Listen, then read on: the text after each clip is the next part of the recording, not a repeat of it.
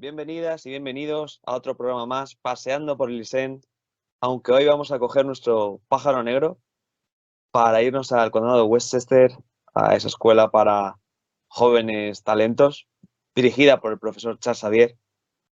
Aunque todos sabemos que los niveles superiores, la escuela es solo una tapadera, porque en los niveles inferiores se encuentra esta Patrulla X, estos X-Men que tanto nos gustan.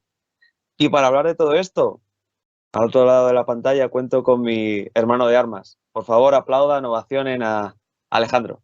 ¿Cómo estás, Alex? Buenas, un saludo a todos y a todas. Pues muy contento, como siempre, de estar aquí con toda la audiencia.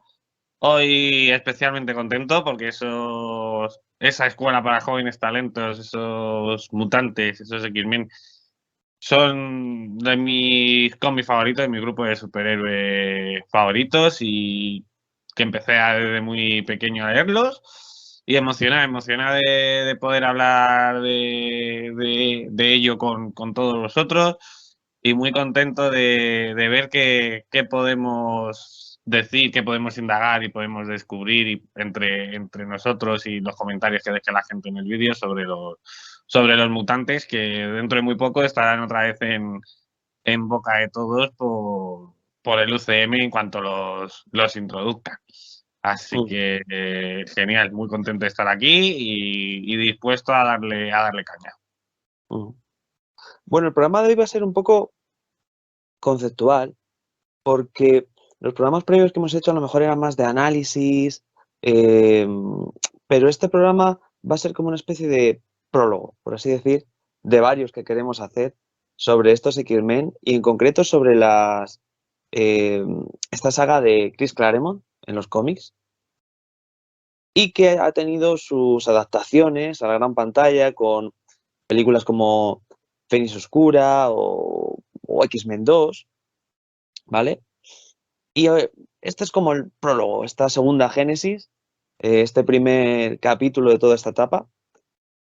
Y bueno, vamos a empezar a explicar un poco quién es este personaje, este Chris Claremont, que es muy importante para los X-Men en los cómics.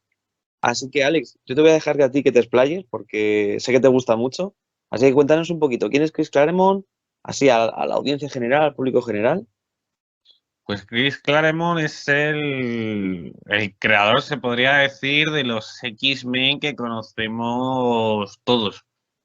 Eh, Estuvo, no sé exactamente cuánto tiempo, pero desde los 70 hasta los 90, casi 30 años, escribiendo a los mutantes, a esta nueva generación de mutantes, a esta nueva Patrulla X, porque los mutantes, los X-Men empezaron en los 60, la Patrulla X original, con los miembros fundadores, que eran Bestia, Cíclope, el Hombre de Hielo, el Ángel, la Chica Maravillosa y, por supuesto, el Profesor Xavier, ¿no?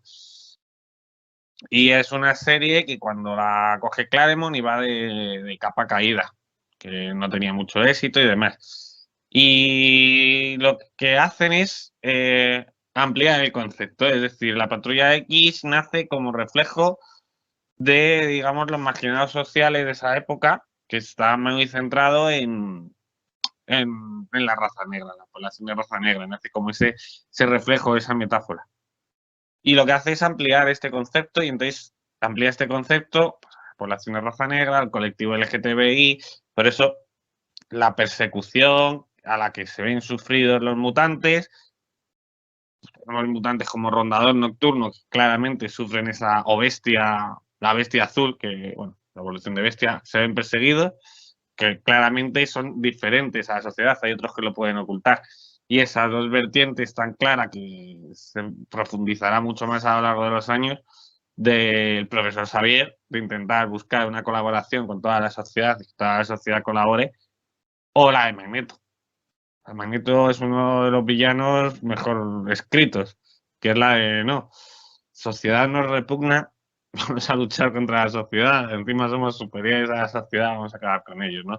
Entonces, Claremont, a través de una serie de personajes nuevos que aparecen en esa época, como ya digo, como Lobezno, Tormenta, Rondador, Coloso, va ampliando el universo mutante y va ampliando esos conceptos y va ampliando la mitología de los personajes. Y realmente lo que conocemos o lo que conoce la mayoría de la gente, incluso aunque hayas profundizado más en los personajes y hayas leído más, todo parte de Claremont. O sea, pone las ideas, ya digo, este concepto de imaginarios sociales lo lleva un poquito más allá, que siempre se irá transformando y siempre se irá hablando de él en la evolución de los X-Men a lo largo del tiempo, según avanzando la sociedad.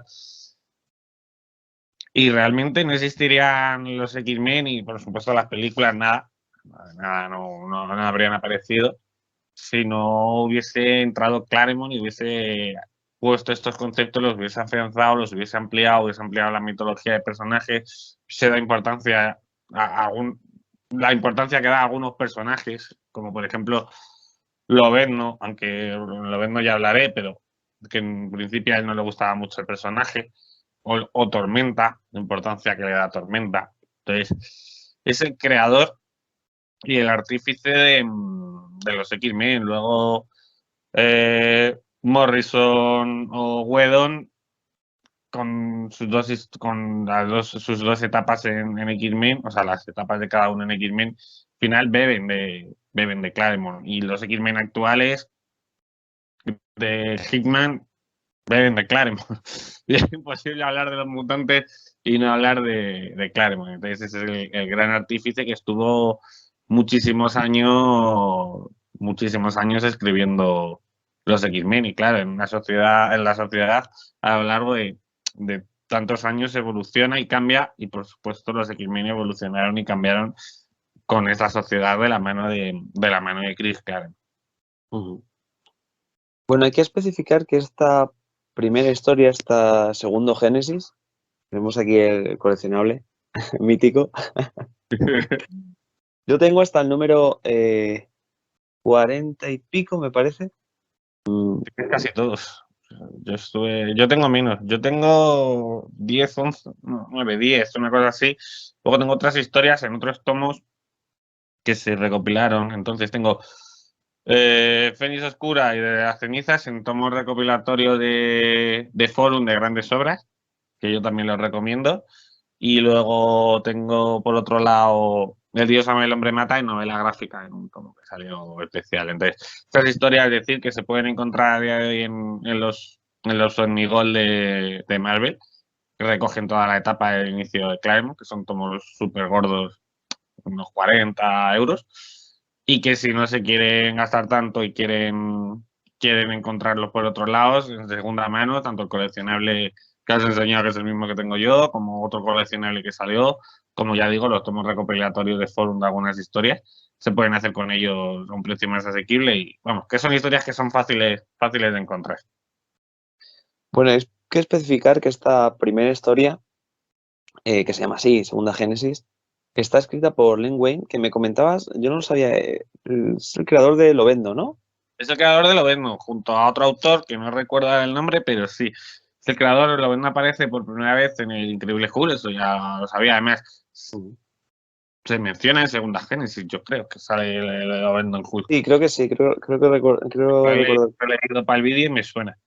Y sí, es el creador de Lobezno, que hay a Lobezno como un tipo, como un asesino del gobierno, pero que curiosamente, y hablando así un poco pues de la evolución de los personajes, ahí en el tomo que tienes tú, en la segunda historia, en Segunda Génesis, se enfrenta a una especie de hombre gato que le dice que las garras suyas son de verdad, no son de metal. Es decir, en principio Lobezno no tenía nada de la mitología que luego más adelante se le crea. Las garras en principio iban a ser de los guantes. Pero como Lobezno no salía sin el uniforme, pues no se sabía nada. De hecho, es muy curioso porque unas historias más adelante, creo que es en el segundo volumen, creo. Hay un momento en el que cuando Steven Lang captura a los X-Men, a Jean Grey, Van sí, Lobezno se libera, ¿no? Entonces está así como encadenado o algo de esto, pero sin el uniforme, y de repente saca las garras y se ve que salen de la carne. Y creo que es Banshee que le dice, pero tío, todos pensábamos que las garras salían del uniforme, no sé, que no salían de ti. Entonces, es cierto todo cómo se empieza a configurar todo este universo, ¿no? Lo importante que es la conformación de este universo en estos primeros números. Y, y bueno, pues Lin Wen escribe esta primera historia, esta primera llamada Segunda Génesis, dibujada por Dave Cockrum, que estuvo en esos primeros números, luego ya junto con Chris Claremont, y después cogería el testigo tanto argumentalmente, pues escribiendo las historias junto con Claremont, y también dibujando John Byrne. Fueron, vamos, el tándem Chris Claremont y John Byrne fue fundamental. Historias como Finis Oscura, Días del Futuro Pasado, que forman parte y muy importante de la mitología de los X-Men, están escritas y dibujadas por ambos. ¿Vale? Sí. Es el tándem que estuvo muchísimos años y el tándem que dio forma un poco a todos los X-Men, ya digo, a los X-Men en sí mismos, la evolución que tuvieron, los X-Men de hoy en día. Ese dibujo de John Byrne que es excelente y Claremont al mando del barco, al timón. Sí. Luego habrá por ahí la aparición de Miller en algún sitio, que en lo no, vamos. Y yo creo que la primera historia principal de Lobezno, la que terminará de crear la mitología de Lobezno. Pero vamos, estos dos son los que formaron el tándem durante muchísimos años. Luego, finales de la etapa de Claremont entra Jim Lee, pero ya en los 90, porque finales de los 80, primero de los 90, porque claro, al final se pasó toda la vida en los X-Men. Y luego Claremont hizo otra pequeña serie en los finales de los 90, que es Extreme X-Men, y que ahora parece ser que va a retomar. Pero bueno, siempre bienvenido Claremont a los X-Men, ¿eh? Sí, igual que comentábamos en el programa de Daredevil hablando sobre la importancia de Frank Miller en Daredevil, pero yo creo que un símil podría ser ese, ¿no? La importancia de Claremont en los X-Men, vamos, es capital, ¿no? La configuración moderna de los personajes, quiero decir. Sí, sí, sin duda, porque primera generación, bueno, son los primeros, pero luego el grupo cambia completamente.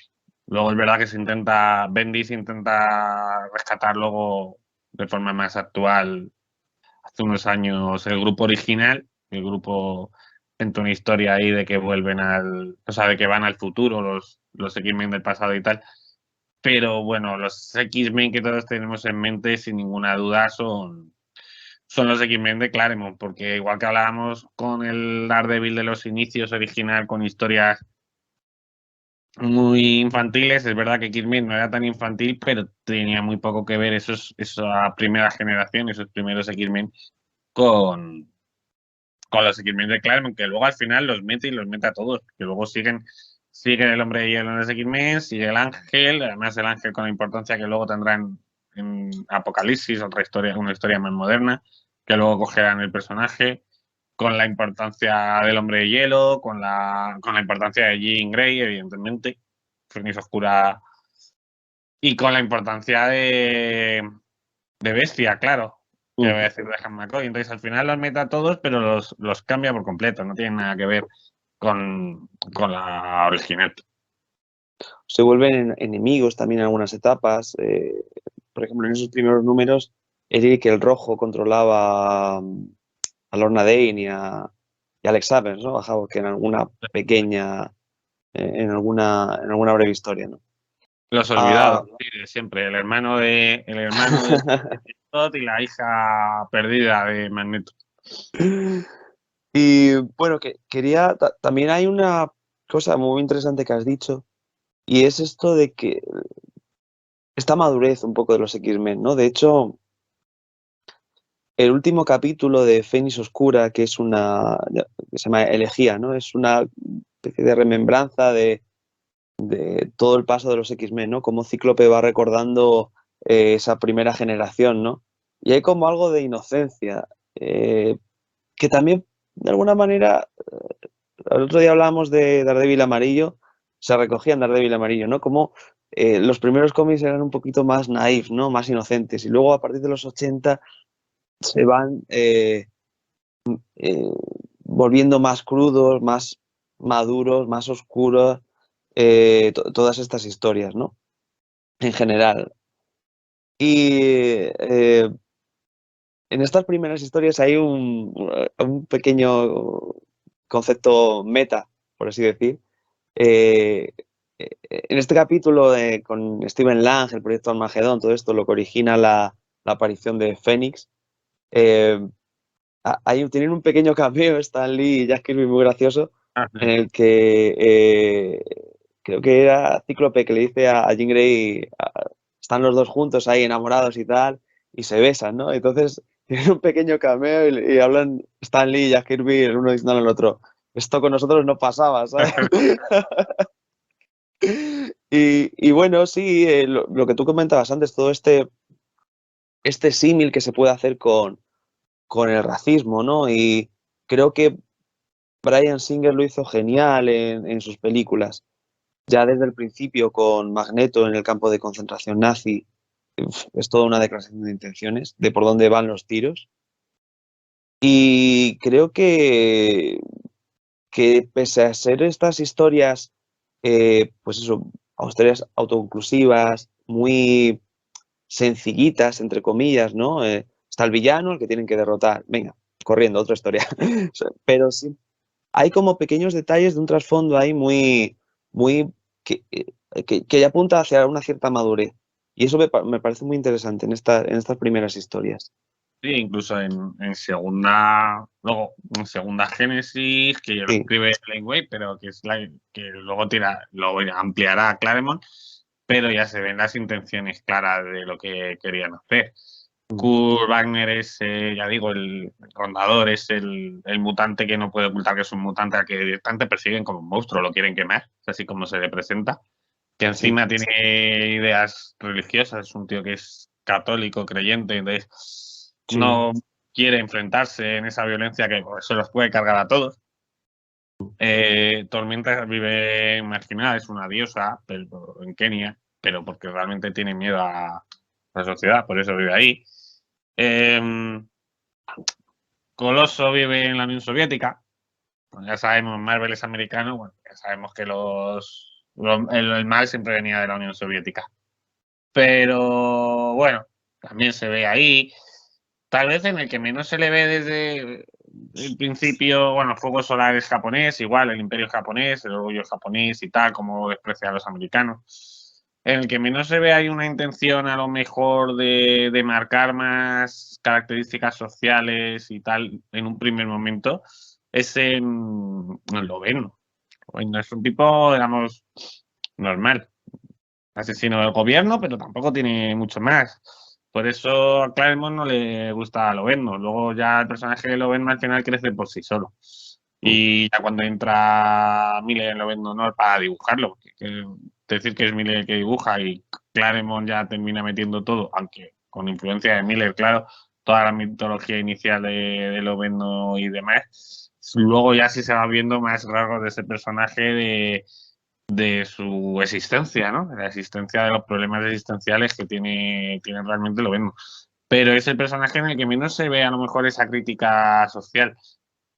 De todos los que entran, que ya digo, el caso de Kurt es clarísimo. De hecho, Sí.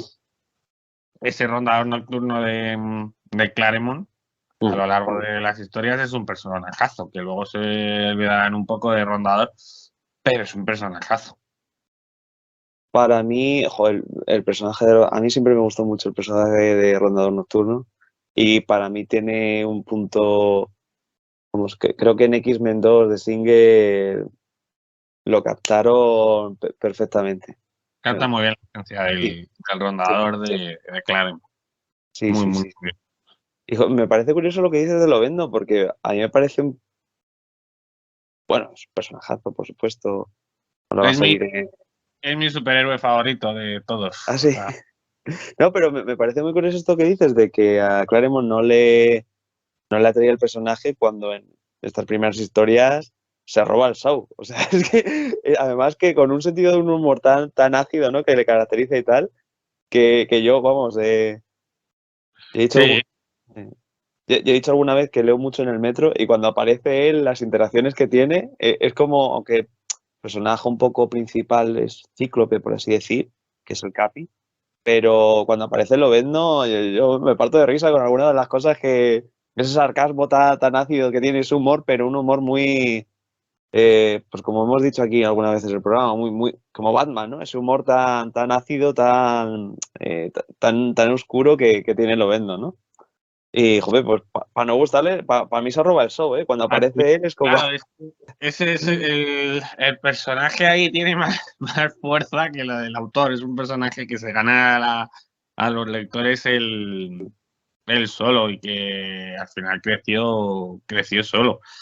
Claro, juntarse con Miller vio ese potencial. Porque al final, sí, el guión es de Claremont, ¿no? El guión es de Claremont de Lobezno, pero el origen de Lobezno, de la historia de Japón, las artes marciales, el conocimiento del código de honor de los samuráis que tiene Lobezno, todo eso es aportación indudablemente de Miller. O sea, por mucho que el guión esté escrito de Claremont. Miller escribió Ronin. Miller creó en Daredevil la mano y en ninguna duda eso es aportación del gusto de Miller, de lo que a Miller le gustaba la cultura japonesa.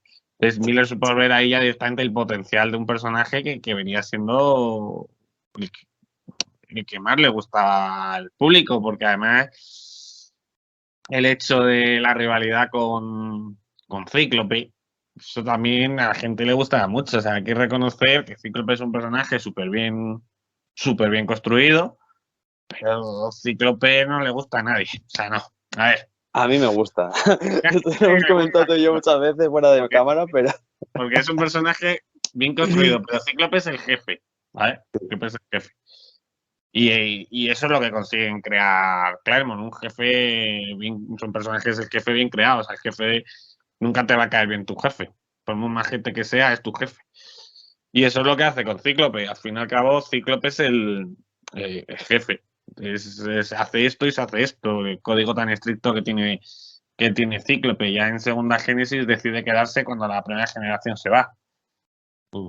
Pues crear otro personaje, digamos, que ese código tan estricto, digamos, le da igual, es lo contrario, a lo menos se la suda todo, y que choca con Cíclope, hizo que le funcionase muy bien.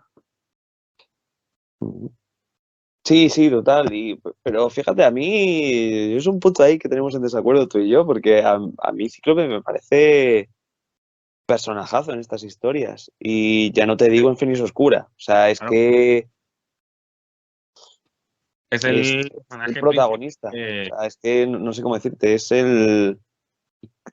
tiene todo ese peso de la responsabilidad sobre sus hombros y todas esas dudas que tiene con respecto a si está haciendo lo correcto, ¿no? Ya en estas primeras historias. Bueno, este pretende ser un vídeo sin spoilers, pero hay una muerte muy dramática ya en este coleccionable que tenemos aquí, ¿no? Al final hay una muerte muy dramática en estas primeras historias. Y, y todo ese monólogo interno de Cíclope preguntándose a sí mismo si está haciendo lo correcto como jefe, ¿no? de la patrulla, lo que decías tú antes de si tiene que irse con la mujer a la que quiere, Jean Grey, tiene que abandonar la patrulla, o si por el contrario debe quedarse, ¿no? Porque no conoce otra vida que no sea la Mm. patrulla. A mí todo eso me parece súper bien escrito y para mí es un personajazo, ¿eh? Pero No, sí, sí, ahí no comparto todo. no, sí, estamos de acuerdo, es lo que te digo, está muy bien escrito y luego además en su día ya Agüero en los 2000 retoma muy bien el personaje del Cíclope de Claremont. Pero es eso, es el jefe. Es el jefe. Está muy bien escrito. O sea, es la responsabilidad en la saga de Fénix Oscura. Y bueno, cuando empieza toda la saga de Fénix, aparecen. No me acuerdo del nombre, los saqueadores espaciales estos, que es el Ujú. padre de Ya, ¿no? Cíclope.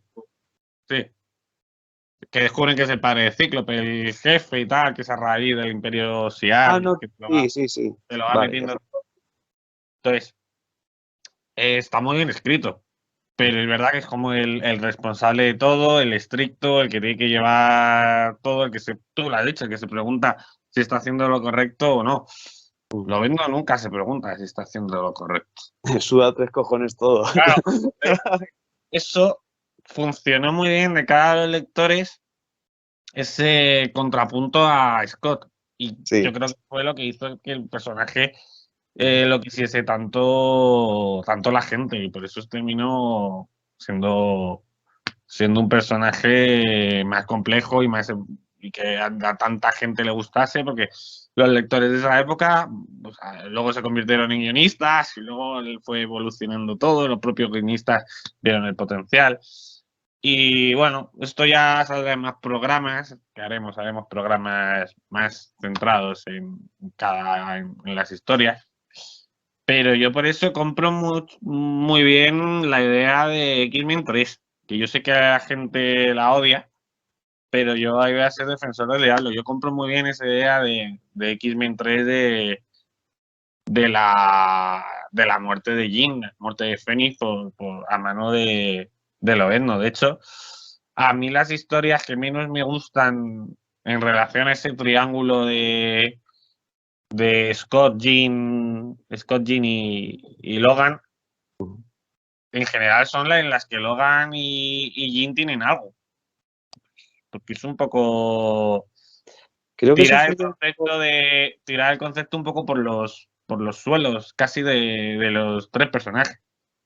creo que Esa eso funciona no me, mejor.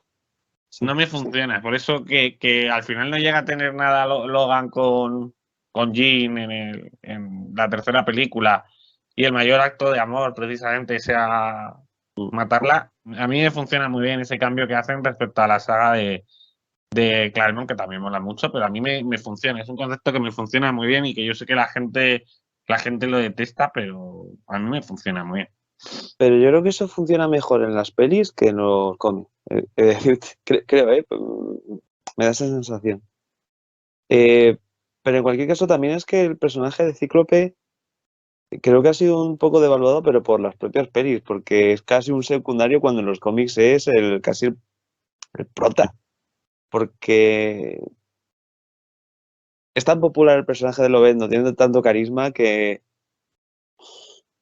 Sí, claro, que Scott. en las pelis de Singer, Hugh Jackman, claro, es el prota. De hecho, ahora releyendo, ¿no? Y volviendo a ver la primera de X-Men de Singer, ¿no? Te choca tanto la diferencia porque aquí Cíclope es capital en los cómics, y es el líder y él hace Claro, esto y tú haces y tal. Y sin embargo, en la primera de Singer es tan raro ver lo vende un poco. Sí, Cíclope es el que al final es el capitán del grupo, ok. Pero es un poco Lobezno el que parte del bacalao, no sé cómo decirte, sí, es el sí, prota de la película. sí. Claro, en los cómics Scott es el primer hombre X. Es Mm. el primero, fue hombre X antes de ser una persona, que tiene toda la historia de su origen, de que es huérfano y tal, está en el orfanato. Luego le salen los rayos por los ojos, no lo puede ocultar y realmente donde encontró la humanidad, donde se sintió persona, donde se sintió un ser humano de verdad fue en la escuela de Charles. Creo que es, Entonces, claro, es el que manda sin ninguna duda, es el verdadero hombre X, el verdadero X-Men. Es más un X-Men que un ser humano, que una persona. Por eso todo es el jefe y no se le discute. Es verdad que ha habido épocas en las que la patrulla X la lidera Tormenta o Emma Frost, pero al final el jefe siempre termina siendo Cíclope, porque es el verdadero X-Men por encima incluso de su propia humanidad. mm, sí, sí, vamos. Yo es algo que me choca, ¿no? También es cierto que lo hemos comentado aquí alguna vez,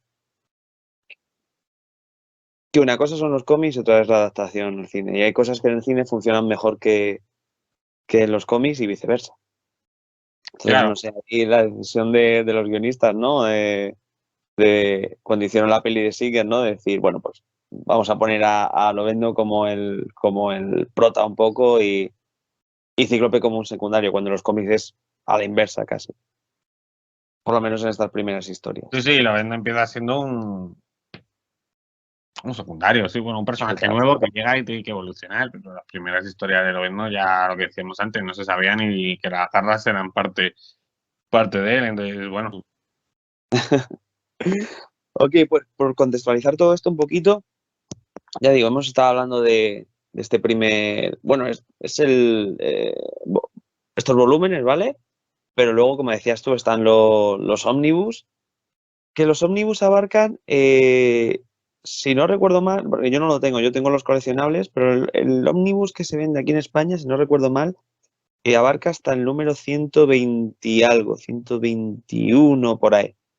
Luego el Los, integral en Estados Unidos abarca hasta que ya entra John Byrne, abarca los números que escriben Len Wein, esa primera historia cortita, y luego lo que escribe Claremont y dibuja Dave Cockrum. Luego ya cuando entra hasta ahí, hasta que termina Dave Cockrum y luego ya empieza John Byrne. Lo digo por si alguien lo ve por ahí, quiere buscar el pero, omnibus y tal, pero que se... claro, Mm. son varios tomos, creo que van por el sexto, entonces tienes toda la etapa Sí, sí, de- sí, sí, sí.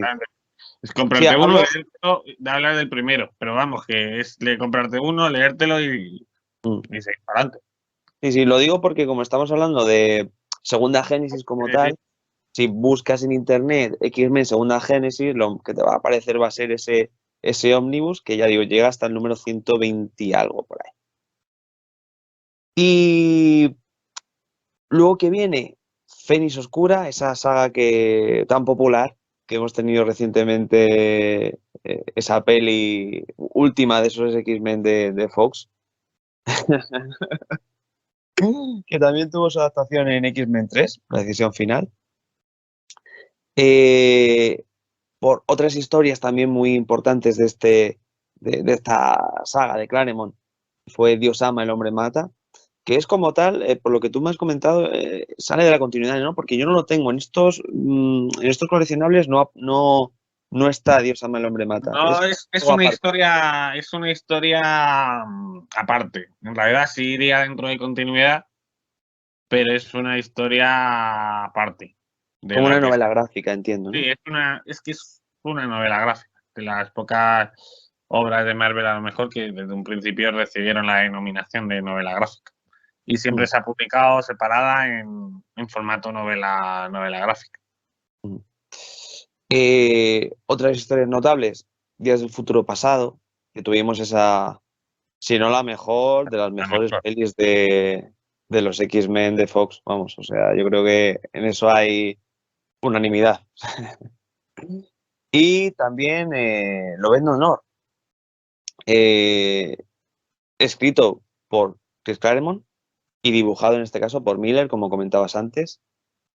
Y son, las que hemos citado son algunas de las historias más conocidas, Sí, para que... luego tendrías a lo mejor la saga del Nido, que también la podrían ver, pero realmente las que has dicho son las más trascendentales a lo mejor de Claremont, con la del Nido que estaría ahí, pero que, bueno, las que has dicho y sobre todo Fénix Oscura. Fénix Oscura es la piedra angular de los X-Men, que como bien has dicho tuvo las dos adaptaciones de X-Men 3, que sin ser una obra maestra, yo sí que digo que es una peli que a mí me gusta. No, yo sé que hay muchos haters, pero no me parece tan mala como se dijo en su día.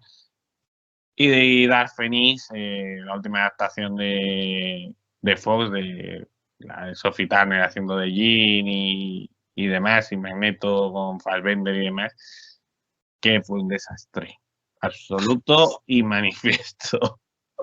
O sea, en los cómics esa saga, ya digo, es la piedra angular de los X-Men y ya profundizaremos más en más programas, cómo se lo va preparando todo, lo que te decía el padre de Cíclope, todo la relación de la emperatriz Shiar con el profesor Charles Xavier, te lo va cocinando todo a fuego muy lento para que ese momento final de Fénix Oscura, que es apoteósico, cuando se enfrentan con Charles, cuando se enfrenta con Charles y ocurre la gran batalla, ¿no? Y tiene la pérdida de Fénix, lo que eso implica en Cíclope, bueno, que es una historia épica, emocional, sentimental, es épica, ya digo, a nivel de aventuras, a nivel galáctico, porque tiene ese Marvel galáctico y también luego ese Marvel emocional, y la película es un desastre. No hay nada de lo que acabo de decir, o sea, con actores buenos en papeles que deberían ser importantes, como Lady Chastain, pero que termina siendo un desastre y eso fue una de las cosas que Disney se cargó cuando compró Los Mutantes y hecho aposta claramente. Y bueno, pues ya hablaremos más, pero hicieron mucho daño a la gran franquicia de los X-Men, que yo creo que durante muchos años fue la piedra angular de Marvel, la más importante en ventas y en lectores y en todo. Durante los años de Claremont, el resto de las series eran secundarias, Los Vengadores, Los Cuatro Fantásticos, Spider-Man, eran secundarias a lo principal, que eran los X-Men. Entonces, claro, cargarse así eso parecía atroz, pero bueno. Joder, pero es un poco duro que hayamos tenido dos adaptaciones de Finis Oscura entre X-Men 3 y la propia Finis Oscura. Y ninguna haya terminado de rematar la faena, ¿eh? Porque X-Men 3, yo coincido contigo, ¿eh? No es tan mala como la gente dice, pero para mí tampoco, no me parece una peli notable. De hecho, para mí no sé, es que las pongo un poco al mismo nivel, las dos. Uf, no, es Y peor Dark Phoenix. es que, a ver, tampoco son, para mí tampoco son pelis malas como tal, pero no están a nivel ni mucho menos de la historia del cómic. Pero vamos, a mil jodidas millas, o sea. Y no sé, ya profundizaremos porque es uno de los capítulos que haremos de esta saga de X-Men de Claremont, centrándonos en Finis Oscura y analizando también las películas y tal. Pero da un poco de cosita, ¿no? Porque dices, ¿qué fallo? ¿Por qué dos adaptaciones y ninguna termina de, de De eso? rematar. O sea, a lo mejor también es una historia muy amplia, ¿no? Porque tienes al Club Fuego Infernal, es una historia con muchas ramificaciones, es también un poco enrevesada, ¿no? Con lo que pasa luego con la trama en el espacio. Entonces entiendo que plasmar todo eso en una peli, pues es un poco complicado. No lo sé, vamos, pero ya digo, da un poco de cosa, que una historia tan buena en los cómics no haya tenido una peli como se merece, ¿no? Veremos a ver qué pasa con el MCU. Yo es que X-Men 3 también, a ver, también influye un poco el valor sentimental, porque ya lo reconozco. Yo me vi X-Men 3 y da la casualidad de que me acababa de leer previamente a ver X-Men 3, me acababa de leer Fénix Oscura, Ajá. la saga. Entonces, claro, me volví un poco loco. Ah, Sí. Pero es verdad que tampoco es una obra maestra y desde luego la última, la Arfenix, no porque no le dan la última es claramente que no le dan la profundidad a la historia que debe tener, ujú, porque no quería Disney y ya está, y no le da la profundidad a la historia. ujú. Y se la cargan a posta. La última está claro lo que falló.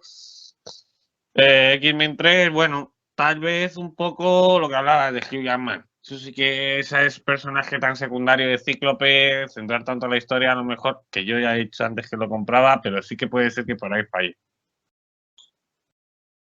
Sí, vamos, es que Combate este, psíquico entre Fénix y el profesor, por ejemplo, no tiene nada que ver con el que sucede en el cómic, que es importantísimo ese enfrentamiento entre los dos. mm, es que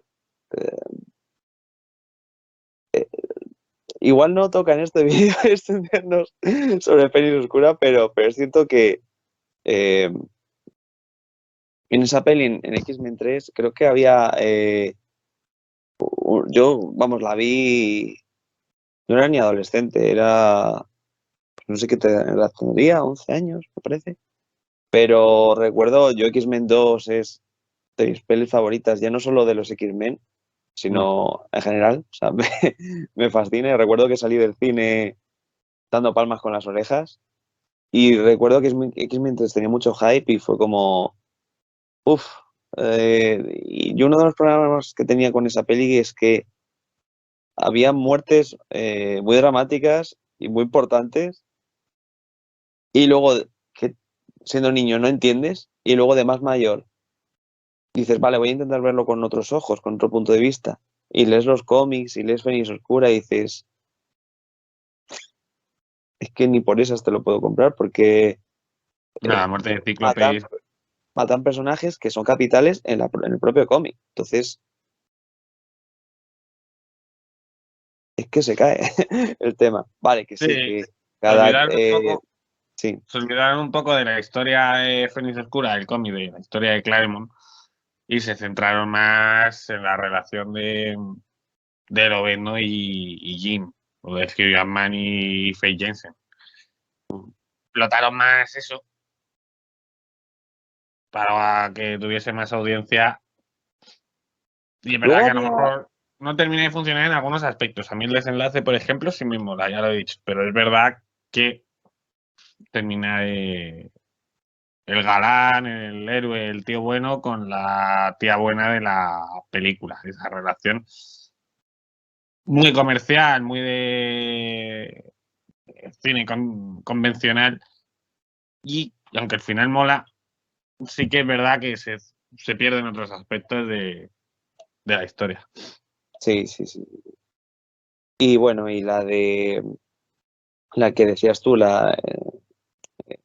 esa última adaptación que hemos tenido reciente, pues como comentabas tú, boicoteada por Disney. ¿Y qué sabemos? Si ahí había un peliculón. Eh, hay mucho mito ahí. También el director habló de que, porque el director de la película, Simon Kimber, si no recuerdo mal, que fue hasta entonces guionista había sido guionista, creo que no había dirigido nada, era su primera película. Creo que una historia con tanta importancia, con tanto peso como es Fénix Oscura, a lo mejor le vino grande a él como director. Mm, hay mucha especulación. De hecho, a él habló y además como bastante dolido y como bastante también sincero, como diciendo algo así como echándoles la culpa a sí mismo, diciendo, mira, se intentó, se hizo todo lo que se pudo, pero hay veces que las cosas no salen. Y claro, como mordiéndose, yo lo entendía y como mordiéndose un poco la lengua también de decir, es que estos cabrones me han destrozado la peli, ¿sabes? Que claro, no sabes si el tipo quería ser humilde, ¿sabes? O si realmente se estaba ahí mordiendo la lengua y diciendo, es que, ojo, ¿sabes? Esta peña ha venido aquí y ha metido la tijera y me ha destrozado la película. Haremos programa hablando de todo esto porque Fénix Oscura es, como tú dices, una gran historia y merece un análisis en profundidad, también comparándolo con las películas. Y luego otra historia que hemos comentado antes también, que es Dios ama, el hombre mata, tuvo su adaptación al cine en X-Men 2. Para mí, la- yo siempre tengo ahí la duda, ¿no? De cuál es mejor, porque para mí X-Men 2 y Días del Futuro Pasado son, para mí, dos Días de las del mejores películas del género futuro, superhéroes, ¿eh? Así a mí de claro lo digo. mi favorita es Día del futuro pasado. A pesar de algún corte que tiene, yo creo que hace muy buena película de una de las grandes historias de los X-Men, sin ninguna Mm. duda. X-Men 2, a mí me gusta tal vez menos, pero ¿Ah, bueno, sí? Mm. no es mi idea del futuro pasado, es la que más me gusta. Es que X-Men 2, la historia de Striker con Loveno, que lo cogen del proyecto Alma X, otra historia de Loveno del que un día va a haber programas, habrá programa aquí, otra de las fundamentales de Loveno. Y claro, no terminan de explotar esa historia de Loveno, ya como una historia más secundaria. Mm. por cierto, con la que luego Strike Singer vuelve a jugar en Día del Futuro Pasado. Ah, sí, bien tirado eso. Y claro, a mí me da rabia. Claro, yo soy muy de Lobezno. Sin embargo, en Día del Futuro Pasado, aunque está ese pequeño detalle, no es una trama o una trama secundaria que nos cierra. Un detalle, un guiño. Pero ahí te da la sensación de que van a profundizar más y no profundizan. Y se queda ahí. Que luego hacen las pelis de Lobezno, pero que eso es mejor no hablar. Hostia. Entonces, no termina de profundizar y me deja un poco no sé. Pero por eso me gusta más. Creo que X-Men en Día del Futuro Pasado se centra en Día del Futuro Pasado y ya está, y perfecto. Con el guiño de lo de Striker, pero perfecto. A mí me encanta. Además, te mezcla muy bien los X-Men de Singer originales con la primera generación del cine. Es como mezclarte en los cómics, que lo hace Claremont y lo hemos dicho, la nueva Patrulla X con la Patrulla X original. Ese concepto de mezclarlo, de integrar a las dos Patrulla X, lo hace muy bien Singer en Día del Futuro Pasado. Entonces es muy Claremont la cinta y a mí me gusta mucho. Es la que más me gusta. Yo es que tengo debilidad por las pelis de Singer, ¿eh? De hecho, para mí son mi canon.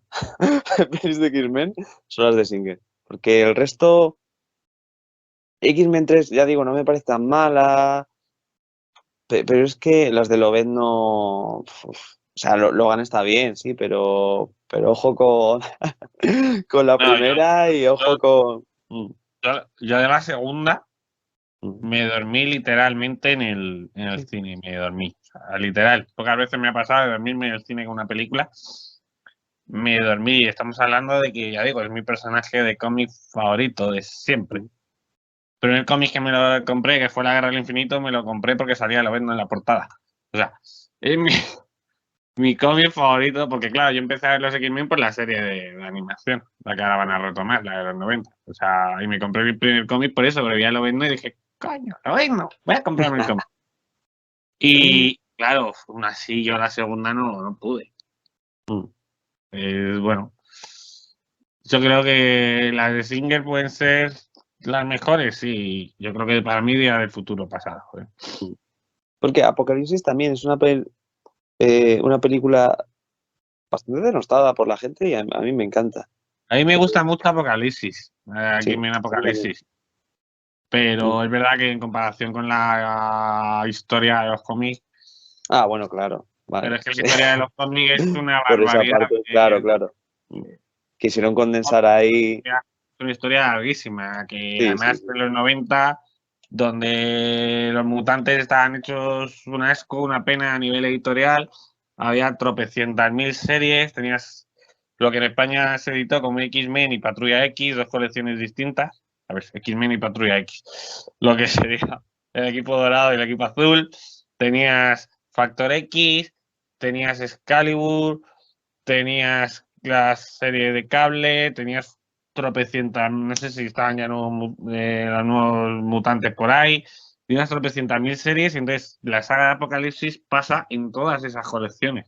Estás Sí. hablando de una cantidad de cómics que hay que leerse, que por cierto hay un par de recopilatorios que vienen muy bien, o un coleccionable que sacó en su día Planeta, que si se pueden hacer con él, yo lo recomiendo, porque está ordenadito, está ordenado cronológicamente y está muy bien para leerlo. Entonces, condensar toda esa información en una película era muy complicado y claro, la gente se queda como que no ve bien las motivaciones de Apocalipsis, no. Y que es otra cosa, que al final en el cómic se crea, pues eso, como en Día del Futuro Pasado, una especie de futuro alternativo y aquí no, claro, futuro alternativo, además en el que Magneto lidera la Patrulla X, que yo creo que eso es uno de los momentos más importantes de la historia de los cómics de los X-Men. Magneto como líder de los X-Men. Y claro, todo eso no se ve aquí. Claro, en la película hacen otra historia. Sale Apocalipsis, es el malo, pero no tiene nada que ver ni la historia, ni los conceptos, ni los personajes. Ya digo, Magneto aquí pasa a ser el ángel de la muerte de Apocalipsis, el jinete, perdón. la muerte de Apocalipsis, y en los cómics es el líder de la Patrulla X, o sea, es otra historia. Entonces yo creo que a muchos fans no les gustó por ese motivo. Pero a mí es una peli que sí que me gusta. Claro, a lo mejor yo le tengo tanto cariño a los X-Men de Singer que yo llegué al cine como ya conectado, ¿sabes? Pero pensando más quizá en el universo cinematográfico que en los cómics o en la serie animada también. Si todo esto lo comentaba con un amigo que a lo mejor es un poco apresurado ese final, ¿no? Porque Apocalipsis es como el Thanos, el Darkseid del universo X-Men, no sé cómo decirte, es el Sí, jefazo el mutante Omega supremo. más. Y quizá ese final a lo mejor es un poco, sí, un poco apresurado, puede ser, pero bueno, a mí como película, feliz, vamos. La saga X-Men en general cinematográfica es un poco irregular, vamos a reconocer. A ver, Porque, es que depende de lo de cada uno considere la saga X-Men. Yo es que la primera y la segunda, yo es que las tres, las de Loeb no las aparto. O sea, yo creo que sí, es otra cosa. No, la saga X-Men para mí son las principales, X-Men 1, X-Men 2, X-Men 3, Primera Generación, Día del Futuro Pasado, Apocalipsis y Dark Phoenix. ujú. Eso para mí es la saga. Luego quien mete las de Lobezno y tal, y los nuevos mutantes, o sea, para mí no, están fuera. Son películas de otra cosa. Como cogiendo las que yo considero la saga principal, yo creo que quitando Dark Phoenix y X-Men 3 que ya hemos hablado, y a mí X-Men 3 sí que me gusta, quitando Dark Phoenix es una saga bastante aceptable. Lo que pasa es que, claro, si ya pones las dos primeras de Lobezno, que son horrorosas, y mete los nuevos mutantes, que también es horrible, pues ya, claro, el nivel de la saga baja considerablemente, claro. No, me refería ya no solo por cantidad, de que no todas son buenas películas, sino también por inconsistencias narrativas. Quiero decir, tienes a Bolívar Trash en X-Men 3 y en el futuro pasado es Peter, ¿cómo se llama? Peter Dinklage. Está todo, claro, es como, y no me vale esto de, no, es que es una continuidad paralela porque los acontecimientos que ocurren en Días del Futuro Pasado, que se narran al principio, ocurren también en la continuidad de las primeras pelis de Singer. O sea, no me vale eso. O, por ejemplo, hay un momento en X-Men 2 que está, cuando está Mística en este bar, que va, bueno, la trama está con el policía, al que mete el metal para liberar a Magneto. Hay una pantalla en el bar y salen hablando Han McCoy con Sebastian Shaw, el líder de Club Fuego Infernal.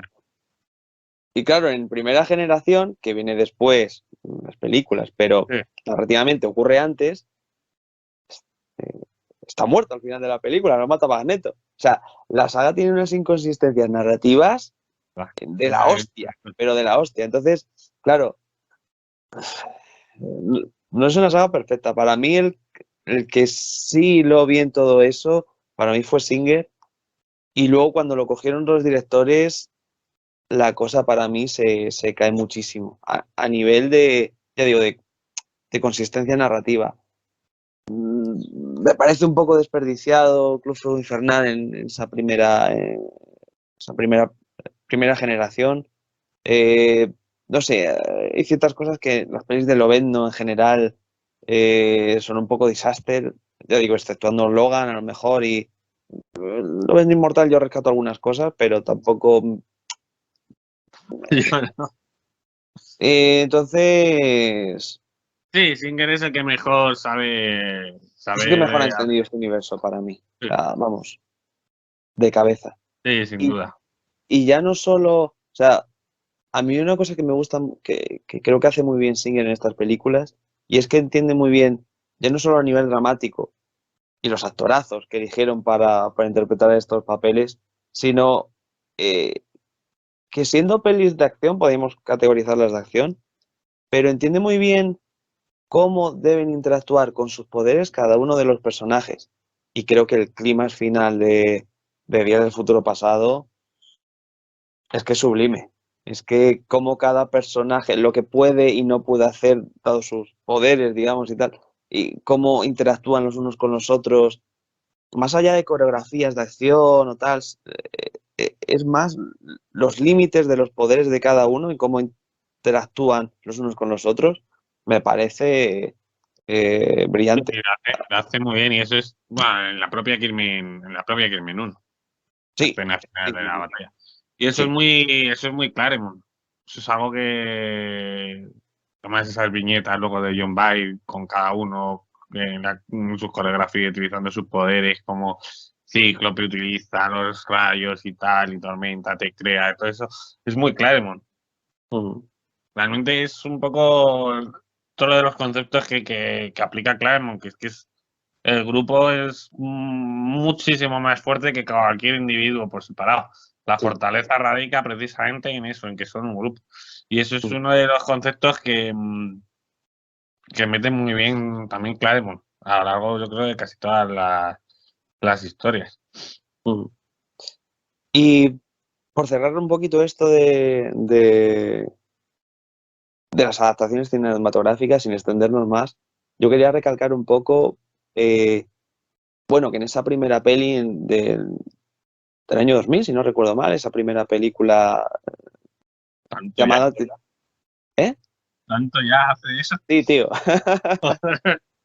En esa primera película llamada, sin más, X-Men, de Bryan Singer, bueno, estaba en la producción Richard Donner y su mujer. Y creo que no sé hasta qué punto influyeron en la producción, pero creo que veo algo del Superman de Donner en cuanto a la verosimilitud. Porque eso es algo que se empeñó mucho Donner al hacer su película de Superman, esa primera película del año 78, Superman the Movie. Porque hasta entonces los superhéroes eran como una especie de caricatura. Y Donner estaba muy empeñado en dar a Superman ese aire de solemnidad, de peso dramático, de verosimilitud, eh, que luego acabó en un poco de autoparodia cuando ya lo pilló Richard Lester en Superman 2 y 3.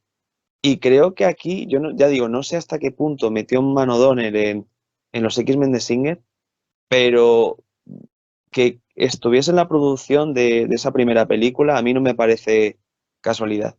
Creo, y porque tiene ese peso dramático, esas eh, actuaciones tan eh, de actores con tanto peso como Patrick Stewart o Ian McKellen en los papeles de Charles Xavier y Magneto. Eh, Veo ese concepto que ya hizo Richard Donner en el 78 con Superman, trasladado a la época moderna con los X-Men. Sí, es. Y luego sí que lo de la verosimilitud se quiere ver claro o darle más realismo. Por ejemplo, en la ausencia de los trajes los trajes de colores es un Mm, claro ejemplo sí. más visual. Que de hecho hacen un chiste que Así. cuando le da a Scott el traje a Lobezno y lo mira y le dice, Scott, ¿qué prefieres? ¿Licra amarilla? Lo de Entonces, los, existe para los fans, clarísimamente, que nos encanta a todos. Pero claro, la ausencia de los trajes lo quieren hacer más realistas. Sí, quieren hacer y darle esa verosimilitud a los X-Men, que luego además copiará a Morrison para sus X-Men. En los cómics a y mí no me funciona, lo de la ausencia de trajes, pero bueno, en las películas es verdad que yo creo que sí, está genial. Aunque luego en primera generación ya le dan un traje más parecido a la primera generación ah, de los cómics, pero bueno, sí que se ve claramente que quieren hacerlo más verosímil por lo que decías. Es un poco caricaturescos los superhéroes en aquella época. En el vídeo de Batman Returns ya hice un repaso. Vimos por ahí el Capitán América o Spider-Man de entonces que eran un desastre, bueno, eran mofas, no sé si decir para niños, es que los niños tampoco son tontos, ya lo comenté, pero bueno, que eran otra cosa, clarísimamente. Sí, sí es cierto que en las películas el tema de los trajes mm, ha costado, por lo menos no han terminado de pegarle ahí el punto, ¿no? Porque tienes algún guiño, por ejemplo, en Días del Futuro Pasado, el traje que lleva el X-Men del futuro, perdón, el Lobezno del futuro, recuerda un poco al traje clásico en los colores y tal, hay como un pequeño... Hay una escena eliminada en Lobezno Inmortal muy mítica en la que Lobezno recibe el traje clásico al final de la película. Y a mí me gustó mucho y yo me ilusioné, pero al final no tiraron por ahí, por lo que sea. Al final de X-Men Apocalipsis, cuando están todos reunidos en la sala de peligro, que llevan todos los trajes clásicos, cada uno el suyo, Cíclope con el mítico, el- la X aquí, ¿no? En el pecho, y eh, Jean Grey igual, Rondador Nocturno con el traje negro y rojo, Mística igual con el traje cada uno con su traje más o menos adaptado, pero más o menos clásico, ¿no? Y yo me ilusioné mucho y dije, joder, cómo molaría ver esto en una peli, pero con estos trajes, con este concepto. Pero luego ya en Finis Oscura recurren al traje más eh, al de Morrison, ¿no? Al de Grant Morrison, la tapa de Morrison en los cómics, traje negro con la X amarilla en el pecho. Bueno, no, ese es el original de primera generación. De Morrison es el negro. Bueno, sí, es con la X en el pecho, pero es negro. O sea, es Mm. como una X grande en el pecho, pero son ropas de negras de cuero parecidas Ya, a la... a mí no me convence ese La X atuendo, ¿no? Me grande es gustaba un más. poco Sí. basado en primera generación. Al final Mm. también el concepto de los X-Men que tenemos en la cabeza son los de Claremont, ese concepto de cada traje individual, de cada superhéroe, denotando precisamente sus cualidades, sus superpoderes, por eso llevan trajes distintos. Es también de Claremont. La Patrulla X original, bueno, es de Len Wayne, pero Sí. de la Patrulla X de Claremont, porque es el que a la original iban todos con el uniforme. Ujú. Cada uno aquí lleva su propio uniforme. Y es un concepto que mete Len Wayne, pero que es el de la Patrulla X de Claremont.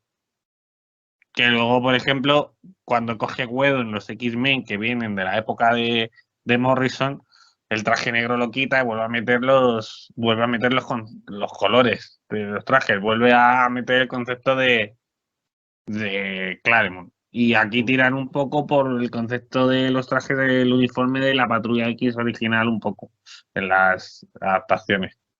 Whedon vuelve a meter los trajes de colores y de los de Claremont, quitarlo de Morrison. Entonces, no se atrevieron a meter eso cuando hicieron las adaptaciones. Mm. Bueno, yo sé que me molaría, por ejemplo, que el UCM metiese ese concepto. Sí, lo van a. Y además es que ahora se lleva tanto el rollo Acurate, ¿sabes? Que seguramente el MCU tire por ahí. Aunque sea como guiño, ¿sabes? Igual que hicieron en. Bueno, Bruja Escarlata ya lleva su traje clásico, pero me estaba acordando de WandaVision, ¿no? En este capítulo de Halloween, cuando Quicksilver y ella van disfrazados con sus trajes clásicos, ¿no? Algo harán seguramente que tire por ahí, ¿no? Y yo creo que en Deadpool, que por cierto también son adaptaciones dentro de este universo que no estábamos comentando, pero también forman parte del universo X-Men de Fox. Ahora vamos a tener una tercera parte y yo creo que Hugh Jackman, que va a salir por ahí, me imagino que algún guiño habrá a que lleve el traje clásico, lo lleve o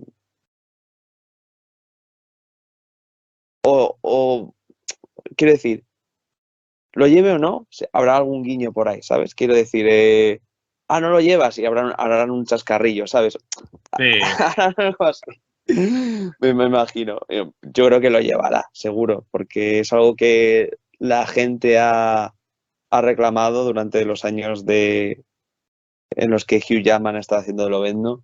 Y yo creo que en Deadpool 3 harán algún guiño así a que Hugh Jackman lleve el traje clásico de Lobezno. Vamos, sí, sí, yo creo, apostaría por ello. yo creo que sí, yo creo que harán algún guiño, alguna broma ya confirmada, así que yo Sí, creo que sí. sí, va. Sí, Ok, sí. Bueno, ¿alguna cosita más que quieras comentar con esto que estamos comentando en las adaptaciones cinematográficas? ¿O un fleco suelto que se nos haya quedado por ahí? Hombre, que bueno, tampoco mucho sigue hablar de primera generación, Sí. que al final primera generación la película es un concepto más de, de Claremont que de la primera generación original, ¿no? Ujú. La primera generación original recluta a los jóvenes para su escuela y tal, y aquí sí que el concepto que aplican es más de una segunda génesis, claro, casi, de un enfrentarse, crear la patrulla X y demás.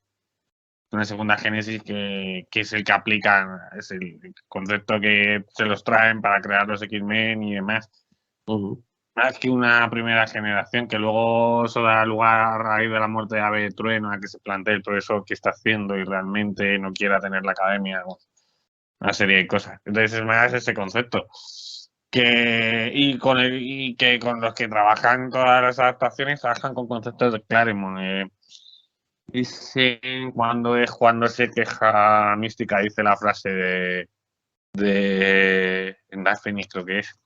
Cuando Jennifer Lawrence le dice la famosa frase de debían ser X-Women porque han sido las mujeres porque les han puesto en peligro. Ahí es lo que aplican, es un concepto de Claremont precisamente a raíz de la muerte de Ave Trueno, de cómo Xavier se raya porque ha muerto uno de los alumnos y tal, y es la primera muerte que sucede.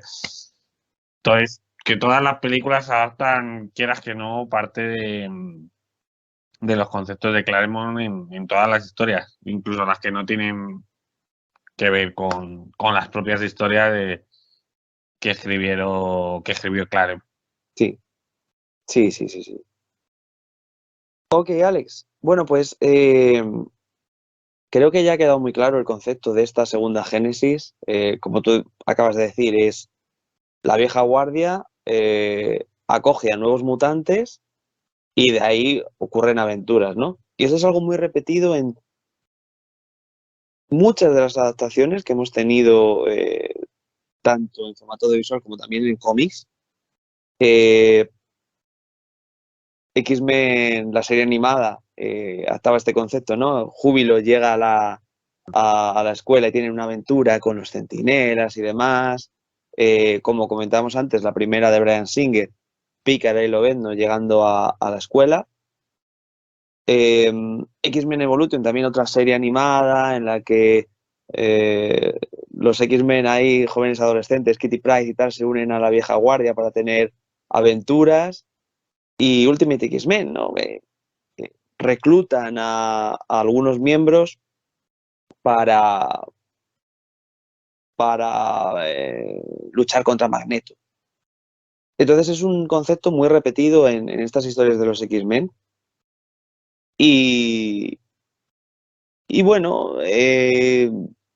nosotros vamos a ir siguiendo un poco ese guión que nos propone Claremont, por supuesto, que es la base, pero también ligado a estas películas de Fox.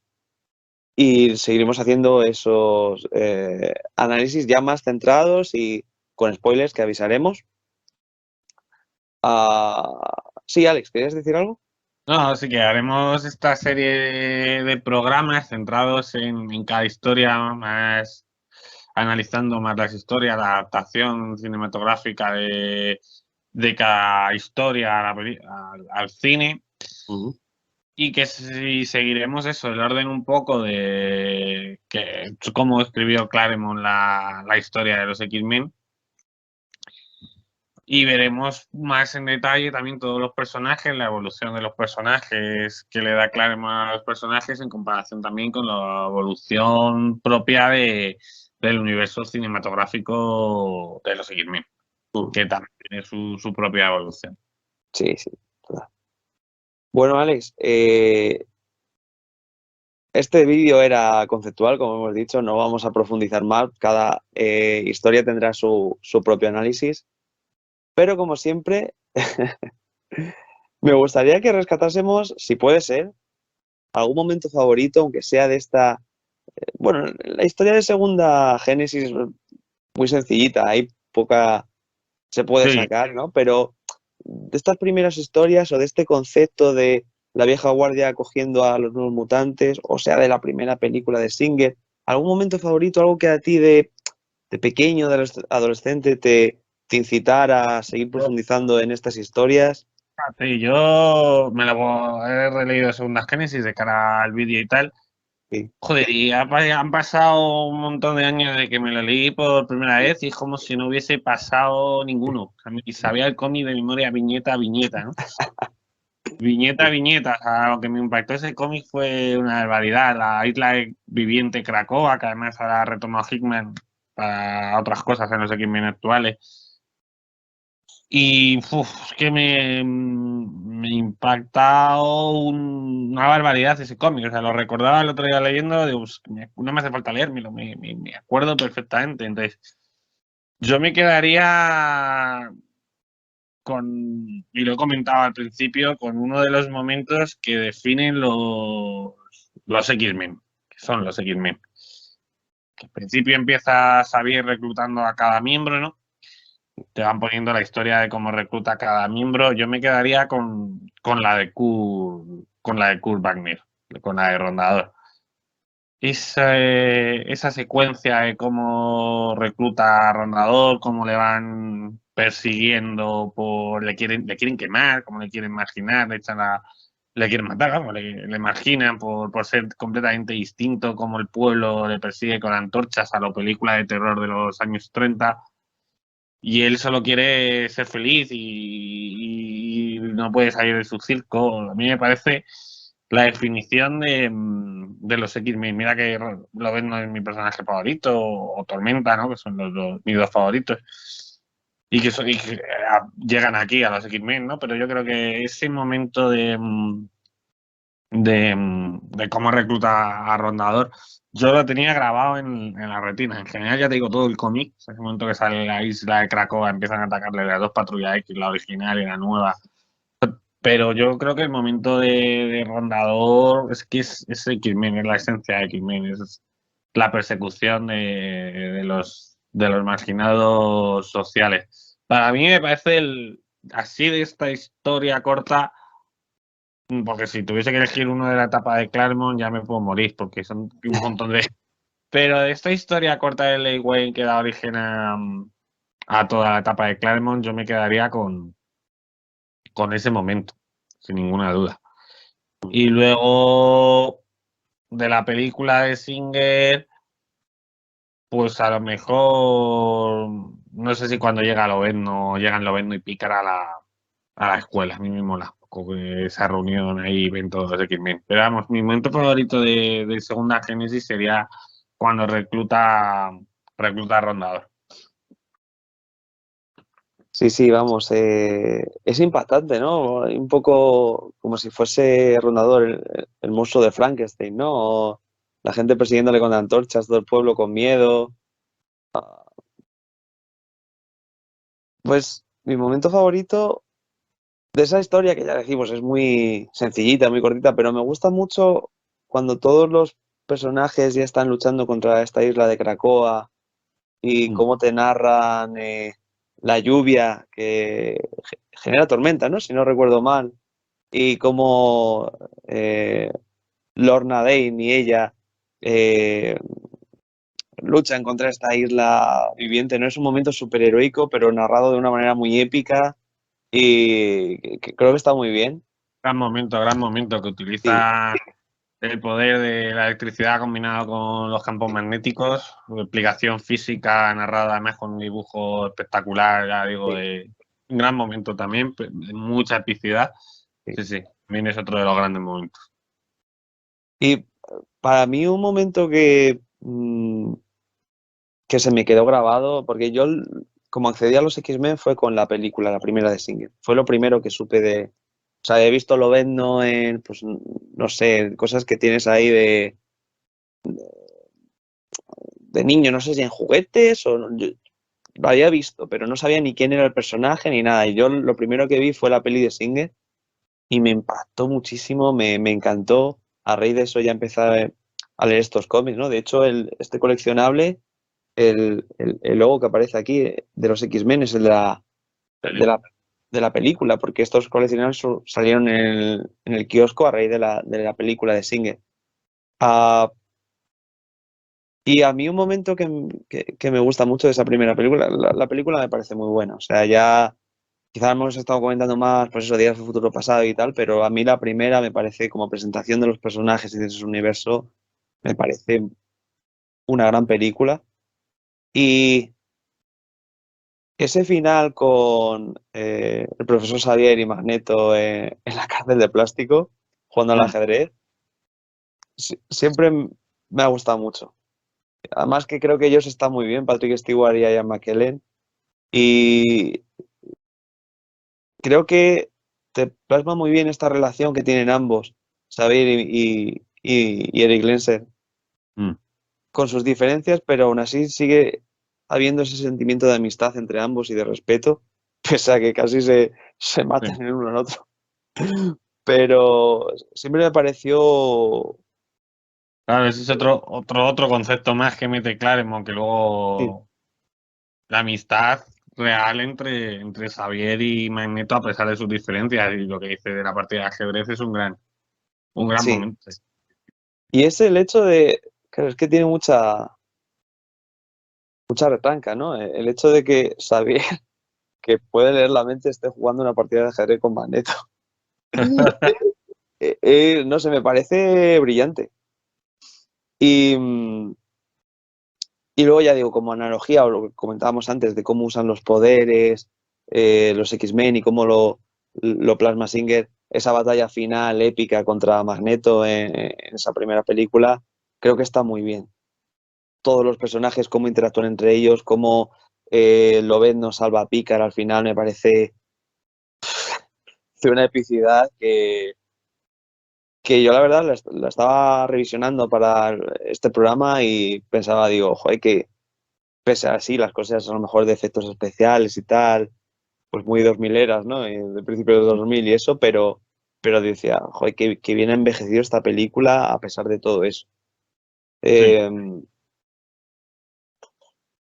Así que nada, Alex. Bueno, ¿algo más que comentar? ¿Algún fleco suelto? ¿Alguna cosita? Yo creo que así como introducción Bien, ¿no? ha ¿Dormiste estado a muy gusto? bien. Yo creo que se ha quedado bastante claro un poco lo que vamos a hablar en esta serie de programas. Seguramente se nos haya escapado algún concepto de los que, pero que irán saliendo a lo largo del vídeo, de los que introduce Claremont, porque fíjate, acabas de nombrar ahora la amistad entre Xavier y Magneto, porque son muchas cosas, pero yo creo que ha quedado bastante claro, entonces poco más que añadir. Mm. Sí, ya decíamos, este programa pretendía ser más conceptual, más como que sirviese como un prólogo de lo que va a venir después. Y, y nada, Alex, pues un placer. Yo, vamos, deseando que seguir hablando de estos X-Men. Yo sí, yo deseándolo. Cuatro Fantásticos de X-Men son mi grupo de superhéroes favoritos. Ya he hecho, cuando me leí Segunda Génesis hace muchos años, por primera vez me impactó muchísimo.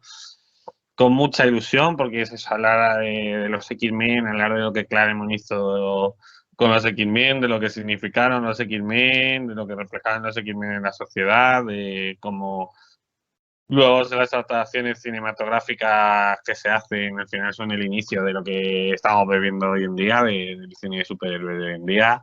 Sí. Entonces, con mucha ilusión de hablar de muchas cosas que han sido muy importantes, tanto en el mundo del cómic como en el mundo del cine, porque el cine de superhéroes de hoy en día, ya digo, bebe de ellos. Entonces, muchas ganas, mucha ilusión de continuar esta serie de vídeos y nada, que les guste a todo el mundo, que aprendan un poquito de nosotros, que nosotros aprendamos mucho de los comentarios que nos dejen y de divertirnos y de pasarlo bien con los X-Men, con Claremont, con Singer y con el cine y con los cómics. Eso es, vamos. Todo lo que has dicho está bien, palabra por palabra.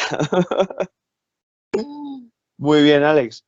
Pues nada, muchas gracias por ver este vídeo, este prólogo introductorio a este universo de X-Men que vamos a analizar en profundidad, vídeo a vídeo.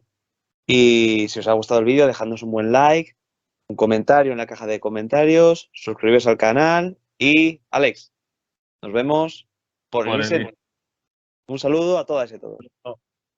Chao.